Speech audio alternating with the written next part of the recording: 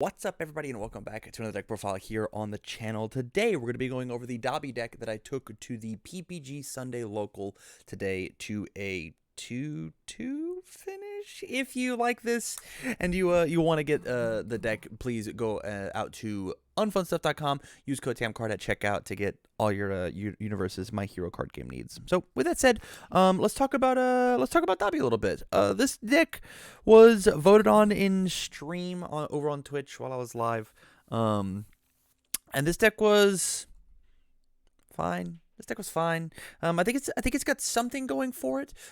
Big shout outs to Tim Key for giving me the idea. So we voted on Dabi, and then I was trying to figure out like what do I do with this guy? What do I do with this character? And he had the idea of playing Indiscriminate Shock. And I know what you're gonna say, Tam.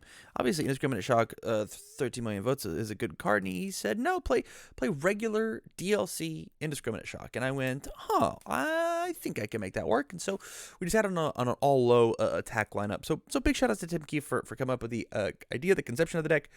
But I wasn't entirely happy with how the deck worked. So with that said, let's get the elevator pitch. Basically, what this says is all of my attacks after my first attack gets +3 damage over and over and over. So the big, huge haymakers come in and swing it over again. And if you happen to draw a hand that doesn't have low blocks in it, then you can't do anything. The exact opposite, though, is if you do have a hand of low blocks, I'm not really pumping speed at all. I'm doing some committal stuff, but that fights against my once per game, which was incredible throughout the entire day. There was only 2 games, really, where my opponent had a wall cling, and the second was versus a death deck where they had super rejuvenation, so they could half block, take their 7, flip double rejuvenation, gain 6 back, and I go, once per game, pretty neat. But all in all, like the deck hits like a truck, and that feels cool. But I think that the issue might just be intrinsically with what the chaos symbols want to do with the deck. So let's talk about it. We'll get through it. So the best kill card in the deck is for sure Indiscriminate Shock, 13 million volts. Yeah, this card's great. It gets absolutely massive. The only issue that it has is it competes with the once per game's synergy, so I never want to play this last. I can't play this last, give it 1,000 damage, and also use the once per game, because if that was the case, then I think the character might actually just be too good, truthfully. And so like this is kind of my once per game after my once per game happens. This thing can get just as big as the once per game does.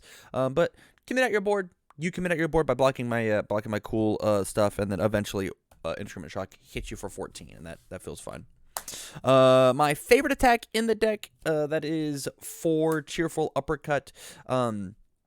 This card just feels great. It's a 5 low for 4, 5 low for 7 if it's the second move that we play, and it could also get the +4 damage itself, so it could be for 11. As well as get that amazing disruption. My favorite part of Chaos and Water right now is the fact that you've got both Cheerful Uppercut to disrupt cards, as well as the 4 Ice Storm, and the fact that they're all on the low symbol was kind of the main reason that I wanted to play the deck in the first place. So like this was the main idea of like I get to sling these crazy good moves and punish my opponent for not having low blocks, punish them for swinging mids on me, because I think mids are really good right now.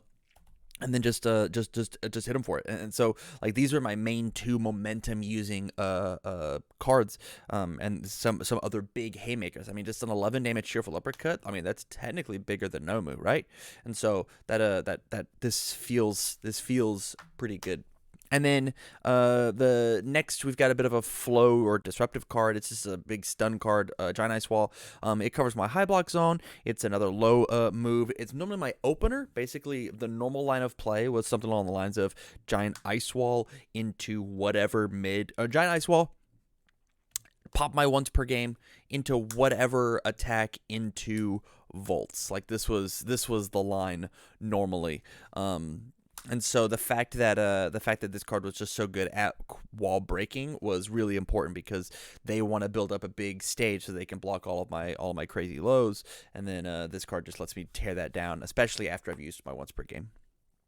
Onto the big showcase card, we're playing for Indiscriminate Shock. This card was neat. This card does hit really hard. It's a 5-low for 5 inside of our character after the first hit.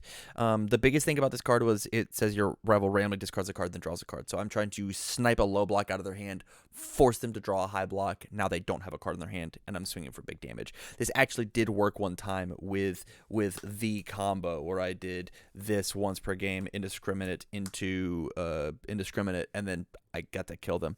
Not once did the if this hits, grab an extra momentum work, because by the time that I got to play this and I had the momentum to discard and play, they caught on to the fact of, hey, it's an all-low deck, I'm going to hold lows.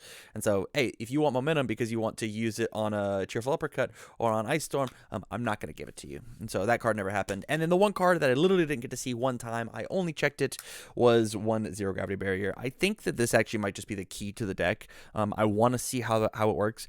It's either a 3-low for 9 or a 3-low for 6, or 3-low for 9, or 9-low for 3. If I swap them, and so and this card just has so much synergy with a lot of the other things inside of our deck. I actually liked this card probably better than the Indiscriminate Shock, but this was the point. This was the thought behind the deck, or maybe even I might have liked it better than like.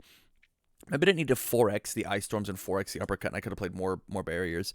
I think this card's just super good. I think it's one of the most slept on cards in the format right now, and I just want to play more decks with it, and I want to play Chaos and Void, just so I can use Rock and Attitude to slam it in my momentum, which is a thing we'll talk about. But literally, I didn't get to see this card one time in my hand today, and so like out of the 3 rounds that I got to play, it was fine. Yeah, the last round I did get a buy. My opponent just didn't show up. So onto the action assets. We're not playing any. Under Chaos, I just couldn't find anything that was really fun or relevant for me to play. I could have played Compression Weights, but it's not that great inside of a deck like this. And so we're skipping them onto the foundations, putting them off in the 4 jobs. We've got aggro, defense, flow, disruption. We're playing triple frozen. This card's essentially destroy one of my foundations for stun 1. It's a 2/5 2-high block. That's really the main reason I got it in here. My block zones are all pretty even. This is a fine Dabi starter deck, I think. The thing is this card does compete with the once per game, and so you never want to use frozen and then once per game. You always once per game then frozen. But making them commit down the last of their cards so that any of our cool swings could actually make contact is important to do.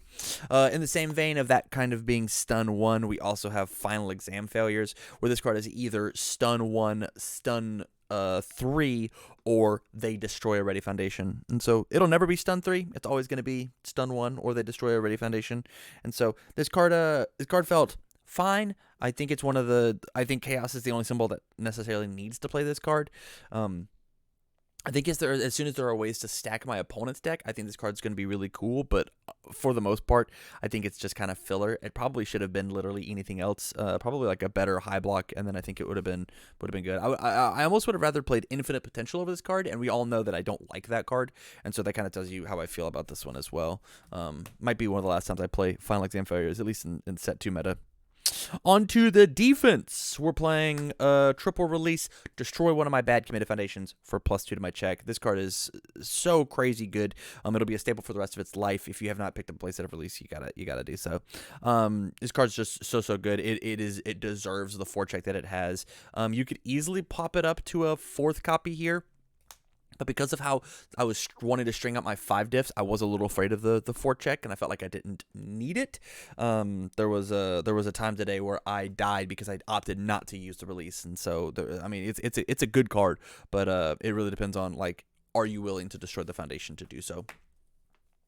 Next, we're playing Double Graceful Maneuvers. Normally, I don't play this card at all, but because half of our defensive game plan is on Cheerful Uppercut, I wanted to make sure that I had some meaningful defense. And I want to say it's like besides release, it's one of the only speed hates that we really have in the deck. And so, like, having this one be so potent is good for us. Otherwise, stats-wise, it's just not that great. 2/5/3 mid. But it on defense, trying to survive long strings of attacks is phenomenal. Speaking of struggling with studies, once again, the entire Mina kit with Cheerful Uppercut, you have to play this. There was one point today where somebody on their third attack played a Frog Lashing and then put a card into my card pool with the Frog Lashing. It was the only card in my card pool, and then I flipped it. I picked it up. It was a low block, and so I was allowed to then block the attack with it. This card's amazing. Probably easily could have been a 4 of if I made if I made it sideboard. There'd be a 4th in the sideboard, no doubt. This card's just wonderful. There's a lot of words on this card for it being a 1-diff. Up next, we're playing double Villains Defeated. This is a card that I wish I was playing more of. Probably could have gotten rid of the final exam failures for it. After I block with a thing, remove the card, gain 2 life. Kind of let me leverage getting rid of their stuff and gaining that health back. Wasn't afraid about the discard at all. Could not care even a little bit about it. But there was a lot of times where, I mean, this symbol has throw hate, and this is part of that package. But saying, looking at people saying you don't get momentum off of this, would have been really nice. Onto some flow. We're playing a triple league interview. Normally this is like a 2 of at max, but it's got my face on it, and so I thought it'd be pretty good. Not only is it +1 on my check while I'm blocking, and so it counts essentially as 2 foundations, but it also kind of lets me turbo for my once per game a little earlier. First form, discard the top 2 cards of my deck into my discard pile. Says that if they're both foundations, I'm a 5th of the way of doing this. Not to mention just the idea of normally playing cards into your card pool for the first 2 turns means that we can be turned on turn 3 and then pop it before they have any meaningful defense, hopefully. And so this card was great. Probably could have gone down to a 2 of if I wanted to find room for more stuff. But all in all, I like this card a lot. We were playing for first day of class. I have to make sure a second attack can get off, even if it is just a poke.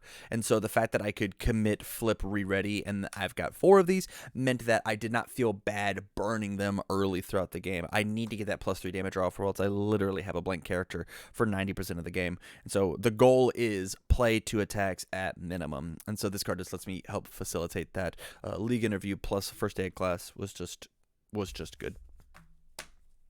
Up next, we're playing for requesting assistance. This was just to help me on defense, block things out, and I'm playing quite a few 5-diffs, and so being forced to chain uppercut into indiscriminate, 13 million volts meant that I was playing on a 5, on a 6, on a 7. If I check a 3 at any point, I need to have this card to be able to re-ready my stage. Be like, yo, I didn't actually check a 3. I checked a 4. Card's great. Card's super good. Amazing stats. Is 0-5-2 mid with a game breaking ability. Super good. Up next, we got Triple Rockin' Attitude. This card, I want this card to be better than it is. It really depends on the cards that you're willing to shove into the momentum, which is why I want to play more copies of Zero Gravity Barrier. I think this card is super cool, and I am bummed that I am not playing more of it, and this card just like lets you facilitate and put that online so fast. It's such a cool tactic to use.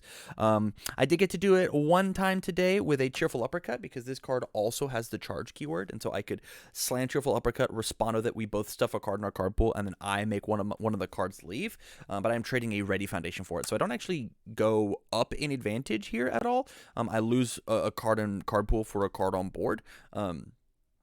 But it's a snap momentum, which means that I can just kind of turn my have my turn on a little quicker, which is why this is in the flow category of I just turn my aggro turn a little bit on turn it on a little quicker. Excuse me. Onto some disruption. We've got the 1-of shock treatment.